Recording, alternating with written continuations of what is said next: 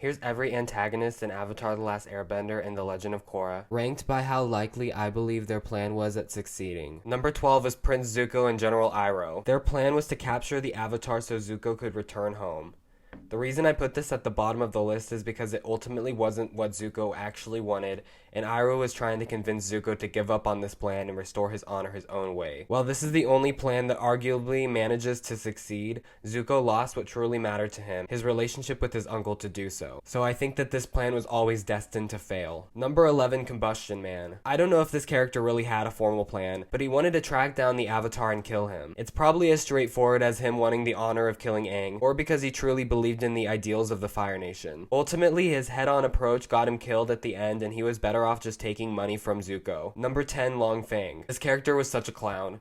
He tried to play the Fire Nation, the Avatar, and the Earth Kingdom monarch. He spread himself way too thin, and he probably should have just delivered Appa to Aang directly to get on his good graces and keep the team from exposing him to the Earth King. Number 9 is Tarlock. His plan was to manipulate the threat of the Equalists and his proximity to Korra to gain power over Republic City. I believed he imposed the lockdowns on non-benders simply to stir up tension between non-benders and benders. He wanted to rule the city through manipulating the Council of Nations. His plans kind of fell apart as soon as his facade slipped, but I'm not really sure if Korra would have been able to escape had Amon not been there to attack Tarlock. Number 8 is Princess Azula. This is a tough one, because although Azula is an incredibly cunning strategist, ultimately she was her own undoing. Her plans were not her own, but really her father's plans, and as soon as they began to fall apart as Zuko may and tightly betrayed her, she became unstable. In my opinion, the showdown between her and Zuko was always inevitable, and Zuko was always going to win with his ability to redirect lightning. She tried to take out Zuko, but underestimated the abilities of Katara. Even if she'd succeeded, her mental state would have made her an awful Firelord, even compared to the other psychopaths who have had that position, and I don't think she would have been happy. Number 7 is Iknik Blackstone Varrick. Some of you may not remember, but in his original appearance, Varrick actually attempted to instigate a war between the southern and northern water tribes. He staged multiple attacks on Republic City,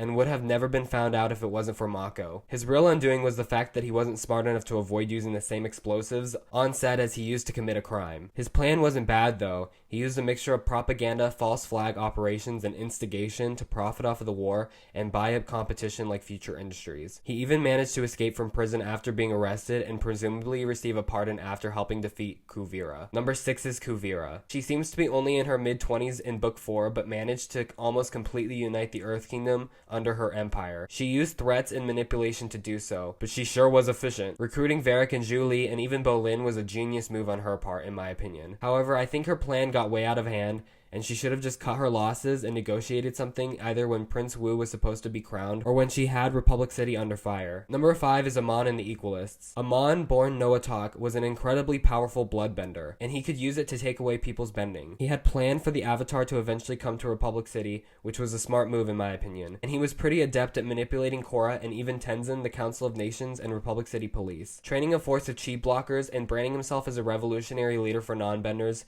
gave his plan more traction to attract people like Hiroshi Sato, who could in turn supply them with weapons and vehicles to lay siege to the city. Ironically, his plan and eventual success in removing Korra's bending is what gave her the tools to be able to defeat him in the end. And basically everything he did was undone thanks to energy bending that Aang passed on to Korra. Number 4 is Unalaq and Vaatu. I know people hate Unalaq in the entirety of season 2, but his plan actually wasn't half bad. He weasels his way out of being found out as a Red Lotus member the first time they attacked Korra, and then went on to foster his relationship with her as an uncle. He completely played her father for a loop by framing him and getting him banished from. And even though Korra realized his evil plan pretty quickly, he still did a pretty good job at manipulating her into opening both portals. The fact that he actually managed to destroy Rava, Korra's connection to her past lives, free Vaatu, and merged as the Dark Avatar puts him at least this high. Number 3, Firelord Ozai. Ozai's plan was the same as his forefathers, to decimate the other nations and name himself supreme leader of the world. Not very compelling stuff, but overall the plan wasn't bad. If he'd just been nicer to his son,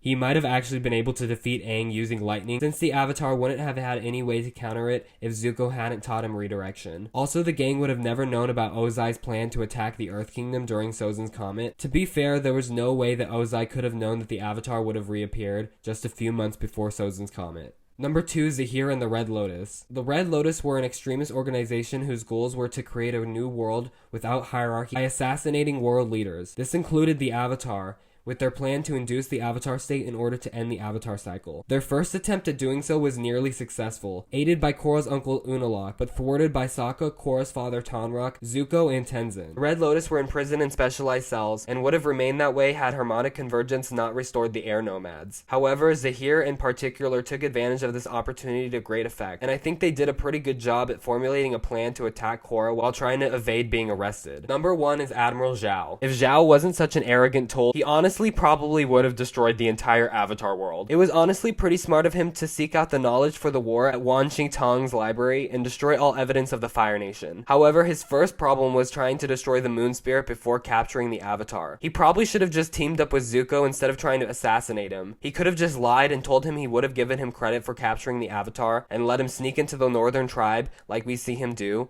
but actually bring back Aang to the Fire Nation ship. Then Zhao could have actually used this as a distraction to capture the Moon Spirit, and instead of destroying it, used it as a bargain on behalf of the Fire Nation. But instead, Zhao acted rashly, and Princess Yue, the Avatar, and the Ocean Spirit were capable of restoring the balance to the world.